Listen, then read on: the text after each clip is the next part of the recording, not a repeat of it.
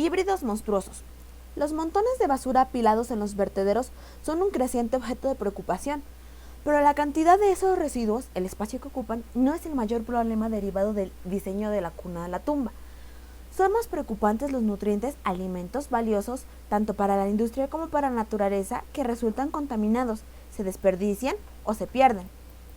No solo se pierden por falta de sistemas de recuperación adecuados, se pierden también porque muchos de ellos son productos a los que, medio en broma, nos referimos como productos Frankenstein o con las debidas disculpas a Jane Jacobs, híbridos monstruosos.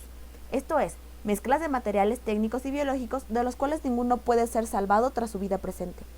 Un zapato convencional de cuero es un híbrido monstruoso. Hubo un tiempo en el que el cuero se curtía con productos químicos de origen vegetal, que eran relativamente seguros, por lo que los residuos de su fabricación no constituían en realidad un problema. Tras su vida útil, el zapato podía ser biodegradado o quemado de forma inocua, pero el curtido vegetal requiere cosechar árboles para obtener sus taninos. En consecuencia, se tardaba mucho en hacer un par de zapatos y estos eran caros. En los últimos 40 años, los taninos vegetales han sido reemplazados por el curtido con cromo, que es más rápido y más barato. Pero el cromo es raro y valioso para las industrias, y en algunas de sus formas es cancerígeno. En nuestros días, el cuero de los zapatos se curte a menudo en países en vías de desarrollo, en los que se toman pocas precauciones, tal vez ninguna, para la protección de las personas y de los ecosistemas frente a la exposición al cromo. Los residuos de la fabricación pueden ser arrojados en cursos de agua cercanos o incinerados. En ambos casos se distribuirán como tóxicos, de forma a menudo desproporcionada en áreas con bajo nivel de ingresos. Además, las suelas convencionales de goma suelen contener plomo y plásticos.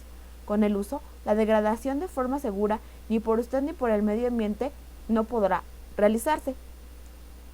Finalizada su utilidad, sus valiosos materiales técnicos y biológicos suelen acabar desaprovechados en un vertedero. Flujos confusos. Puede que no haya una imagen más poderosa de un residuo desagradable que la de las aguas negras. Es el tipo de residuo que por la que la gente se alegra de estar lejos. Antes de los modernos sistemas de alcantarillado, los habitantes de las ciudades tiraban sus residuos a veces por las ventanas, o bien los enterraban, los sumían en pozos negros bajo las casas o los echaban a corrientes de agua, a veces aguas arriba de fuentes potables. No fue sino hasta el final del siglo XIX cuando se empezó a establecer la relación entre higiene y salud pública, lo que provocó la búsqueda de sistemas más sofisticados para el tratamiento de las aguas residuales. Los ingenieros se fijaron en las canalizaciones que llevaba el agua de lluvia hasta los ríos y pensaron que podía ser un sistema aceptable para la eliminación de aguas negras. Pero no acababa allí el problema. De vez en cuando, echar las aguas residuales sin tratar a los cursos de agua cercanos a las viviendas podía volverse algo insoportable. Por ejemplo, en 1858, durante la Gran Peste de Londres, el hedor de los residuos en el vecino Támesis obligó a suspender las sesiones de la Cámara de los Comunes. Paulativamente, se construyeron plantas de tratamiento de residuos para las aguas residuales y se dimensionaron para canalizar también las aguas provenientes de las grandes lluvias. El planteamiento original consistía en capturar los residuos de origen biológico relativamente activos, principalmente provenientes de humanos, orinas y heces, el tipo de residuo que durante milenios había interactuado con el mundo natural, y convertirlo en inocuo. El tratamiento de los residuos era un proceso de digestión microbiana y bacteriana. Los sólidos eran retirados en forma de lodo y el líquido remanente en su origen había conducido los residuos hasta un lugar de su tratamiento. Podía liberarse básicamente como agua. Esa era la estrategia original. Pero en cuanto el volumen de los residuos superó el de los cursos de agua al que eran vertidos, se añadieron tratamientos químicos duros a la gestión del proceso, como los basados en el cloro. Simultáneamente, se comenzaron a vender productos de uso doméstico que jamás fueron diseñados con las plantas de tratamiento en mente, y tampoco pensando en los ecosistemas acuáticos. Además de los residuos biológicos, la gente empezó a verter todo tipo de cosas por las cañerías: latas de pintura, productos agresivos para desengrasar, para desentrancar cañerías, lejía, descapantes, quitaesmaltes de uñas, y los propios residuos de pronto acarreaban antibióticos e incluso estrógenos de las píldoras anticonceptivas. Añadamos los diversos residuos industriales, los productos de limpieza, los productos químicos y otras sustancias que irán a sumarse con los residuos domésticos, y obtendremos como resultado mezclas altamente complejas de sustancias químicas y biológicas que seguirán llamándose residuos. Los productos antimicrobianos, como muchos jabones vendidos para su uso de baño, pueden parecer convenientes, pero son un añadido problemático en un sistema de tratamiento cuya efectividad se basa en los microbios, combinados con los antibióticos y otros ingredientes antibacterianos. Puede que estemos poniendo en marcha un programa de creación de superbacterias hiperresistentes. En recientes estudios se han encontrado hormonas, disruptores endocrinos y otros componentes peligrosos en volúmenes de agua que recibían efluentes de residuos tratados. Estas sustancias pueden contaminar los sistemas naturales y las reservas de agua potable, y como ya hemos advertido, pueden provocar mutaciones en la vida animal y acuática. Tampoco las mismas alcantarillas han sido diseñadas para los sistemas biológicos. Contienen materiales y revestimientos que podrán degradarse y contaminar los efluentes. En consecuencia, incluso los esfuerzos para la reutilización del lodo de las depuradoras como fertilizante se han visto contrariados por la preocupación de los granjeros por la intoxicación de las tierras. Si tenemos que diseñar sistemas de efluentes que habrán de retomar el medio ambiente, tal vez deberíamos retroceder río arriba y considerar todas las cosas diseñadas para ir a parar a dichos sistemas como componentes de los flujos de nutrientes. Por ejemplo, el mineral fosfato se utiliza como fertilizante agrícola en todo el mundo. El fertilizante típico utiliza fosfato mineral proveniente de minas y cuyo proceso de sustracción es realmente destructivo para el medio ambiente. Pero el fosfato también se produce de forma natural en el fango de las aguas residuales y en otros residuos orgánicos. De hecho, en el fango negro europeo, que a menudo es vertido en basureros o enterrado, los fosfatos están presentes en mayor concentración que en algunas rocas fosfatadas de China, que, dicho sea de paso, son explotadas con devastadoras consecuencias para los ecosistemas locales. ¿Qué ocurriría si fuéramos capaces de diseñar un sistema que, de forma segura, capturara el fosfato ya en circulación en lugar de desecharlo como lodo? De la cuna a la tumba, al de la cuna a la cuna. Los profesionales relacionados con la industria, el diseño, el medio ambiente y otras áreas afines a menudo hablan del ciclo de vida de un producto. Está claro que son muy pocos los productos que realmente viven, pero de algún modo proyectamos sobre ellos nuestra vitalidad y nuestra mortalidad. Para nosotros son de alguna forma miembros de la familia, queremos que vivan con nosotros y que nos pertenezcan. En la sociedad occidental, las personas tienen tumbas y lo mismo ocurre con los productos. Disfrutamos pensando que en nosotros mismos como en individuos únicos y poderosos, y nos gusta comprar cosas nuevas hechas con materiales vírgenes. Desembalar un producto nuevo es un tipo de desfloración metafórica. Este producto virgen es mío, lo estreno yo por primerísima vez. Cuando haya acabado con él como persona específica y única que soy, para él también todo habrá acabado, será ya historia. Las industrias diseñan y planifican de acuerdo con esta forma de pensar. Reconocemos y comprendemos el valor de sentirnos especiales e incluso únicos, pero al referirnos a los materiales parece sensato que nos regodemos con su homogeneidad y su capacidad de intercambio, sobre todo en los productos especiales e incluso exclusivos. A veces nos preguntamos, ¿qué hubiera pasado si la revolución industrial hubiera tenido lugar en sociedades que hubieran puesto el énfasis en la comunidad y no en el individuo, y en las que la gente hubiera creído no en un ciclo de la cuna a la tumba, sino en la reencarnación? Dos metabolismos en el mundo. La trama superestructural de diseño en la que nos desenvolvemos consta de dos elementos esenciales, la masa, la tierra, y la energía, el sol. Nada entra o sale del sistema planetario salvo el calor y ocasionalmente algunos meteoritos. Al margen de esto, para nuestros propósitos prácticos vamos a considerarlo como un sistema cerrado, cuyos elementos básicos son valiosos y finitos. Todo con lo que contamos es aquello que la naturaleza ha puesto aquí, y lo que los seres humanos hagamos no puede ser expelido fuera. Si nuestros sistemas contaminan la masa biológica de la Tierra y siguen expulsando materiales técnicos como los metales, o bien los vuelven inutilizables, viviremos en un mundo limitado en el que la producción y el consumo habrán de restringirse y la Tierra se volverá literalmente una tumba. Si en verdad los humanos debemos prosperar, deberemos aprender a imitar a la naturaleza en su altamente efectivo sistema de la cuna a la cuna. Con respecto a los flujos de nutrientes, el metabolismo, en los cuales el propio concepto de desecho no existe. Eliminar el concepto de residuos significa diseñar las cosas, los productos, los embalajes y los sistemas desde su puro origen, pensando que no existe el residuo. Significa que los valiosos nutrientes contenidos en los materiales conforman y determinan el diseño. La forma sigue a la evolución, no solo a la función. Creemos que esta propuesta es mucho más potente que la forma actual de hacer las cosas. Como hemos indicado, hay dos metabolismos discretos en este planeta. El primero es el metabolismo biológico, la biosfera, los ciclos de la naturaleza. El segundo es el metabolismo técnico, la tecnosfera, los ciclos de la industria, incluyendo la cosecha de los materiales técnicos desde sus lugares naturales. Con el diseño apropiado, todos los productos y materiales manufacturados por la industria podrían alimentar de forma segura ambos metabolismos, aportando los nutrientes para algo nuevo. Los productos pueden estar compuestos por materiales que serían biodegradables y que se convertirán en alimento a lo largo de los ciclos biológicos, o por materiales técnicos que no salen de los bucles de los ciclos técnicos, a través de los cuales circulan indefinidamente como nutrientes singulares para la industria.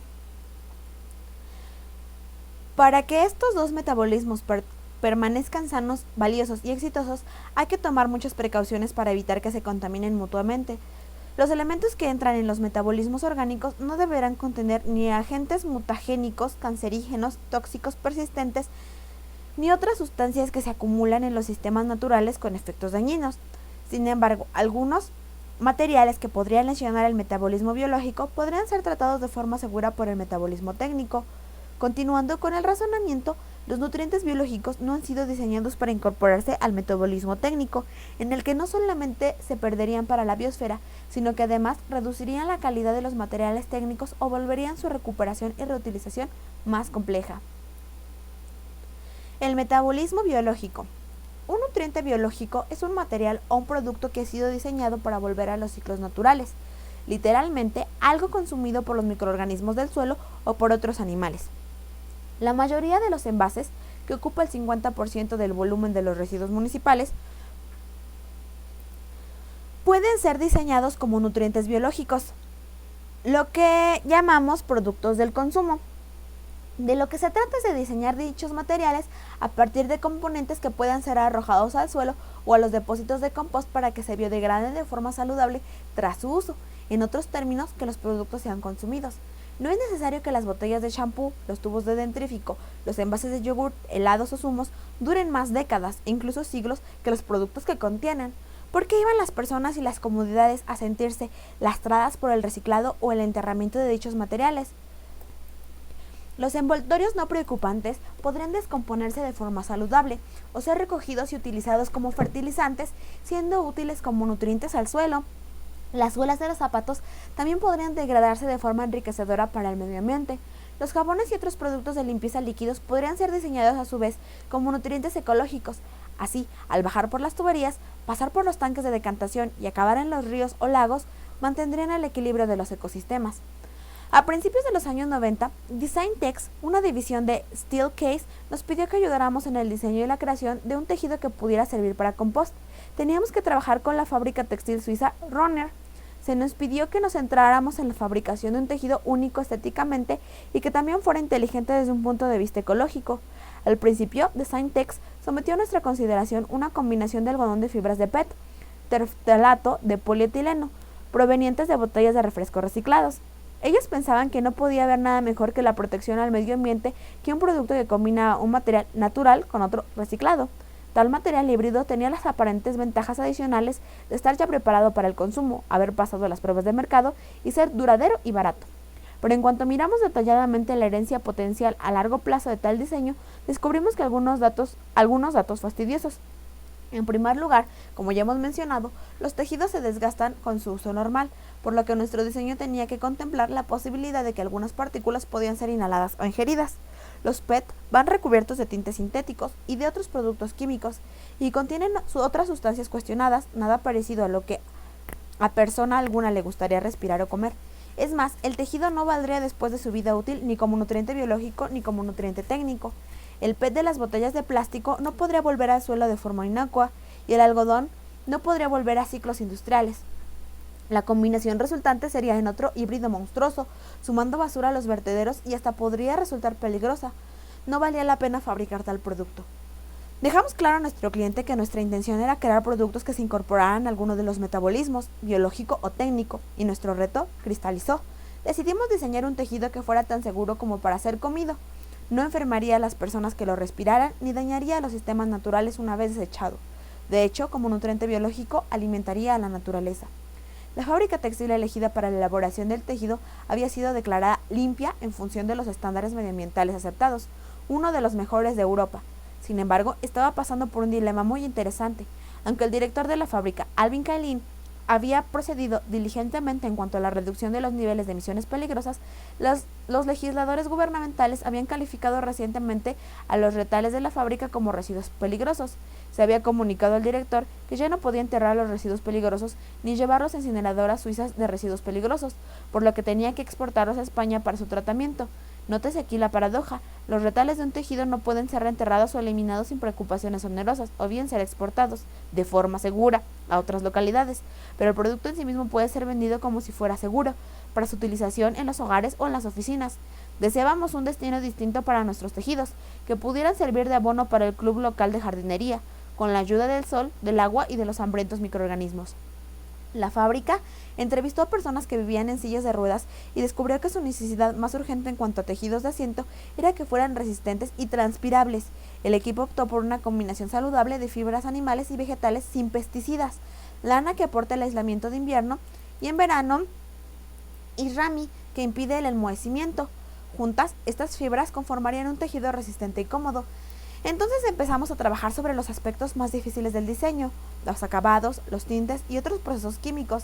En lugar de filtrar al final del proceso para su eliminación los agentes mutagénicos, los cancerígenos, los disruptores endocrinos, los tóxicos persistentes y las sustancias bioacumulables, los comenzamos a filtrar desde el principio. De hecho, nos remontamos más allá del diseño de un tejido inocuo y íbamos a diseñar uno que fuera nutritivo. 60 compañías químicas rechazaron la invitación de unirse al proyecto, pues se sentían incómodas por tener que exponer su química al tipo de escrutinio requerido. Finalmente, una compañía europea se apuntó.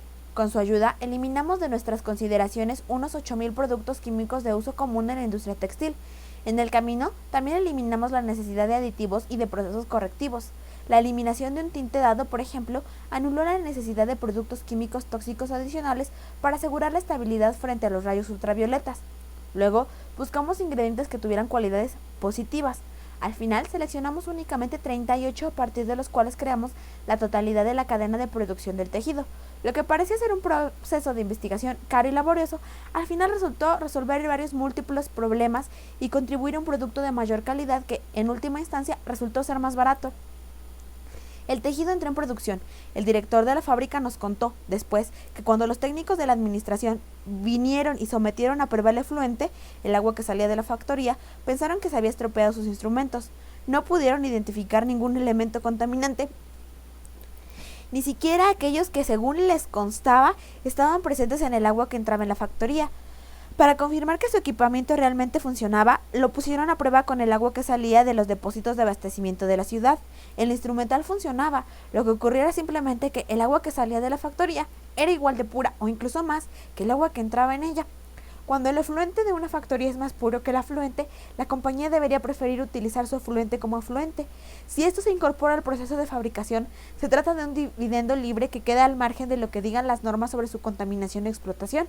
Nuestro nuevo proceso de diseño no solo superó las respuestas tradicionales a los problemas medioambientales, reducir, reutilizar, reciclar, sino que además eliminó la necesidad de la reglamentación, algo que cualquier persona del mundo de los negocios apreciaría en su extremado valor.